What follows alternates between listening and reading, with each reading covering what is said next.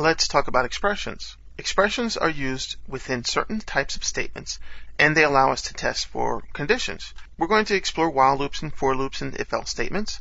Let's look at what an expression is. Expressions usually contain parentheses or multiple parentheses to separate different sections of our expressions in complex ways, of course. Now, if we just do a regular test for an if statement here, a regular expression here, x is greater than 1. So we're saying if x is greater than 1, then we're going to set I equal to 2,000. So that's the expression part here. The greater than sign, testing for conditions, your basic algebra type things. It could be very, very complex as well, but it really boils down to algebra. So when you work with your expressions, you're dealing with algebra.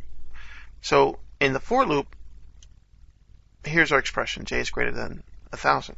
So as long as j is greater than 1,000, then we can keep this going. But this actually should be less than, because it wouldn't make sense for what we're trying to do.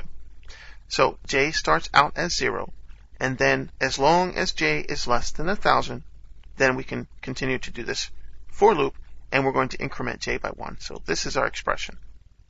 And this while loop has a more complex example.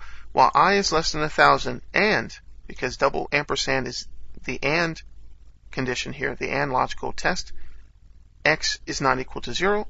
To test for inequality, we put the exclamation and then the equal sign, not equal to. If we wanted to test for equality, we put the double equal. So we'll see more of these later, of course.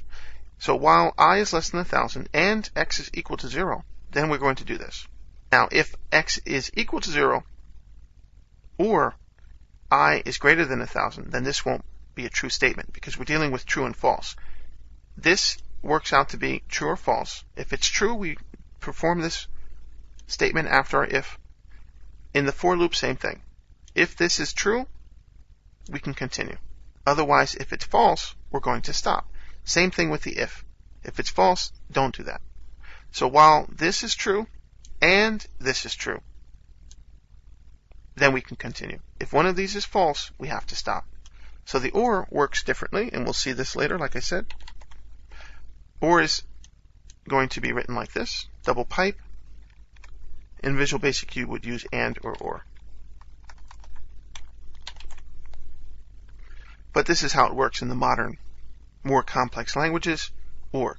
So while this or that, then we can do this. So either one can be true, but they both don't necessarily have to be true. But if they're both false, then this is going to work out to be false. So some logic and some algebra, it works out quite nice, but these are expressions. Expressions can be very complex. We're going to be seeing things throughout the statements that we're going to be working with within this section, if, else, the fors and the whiles, and more as we move forward.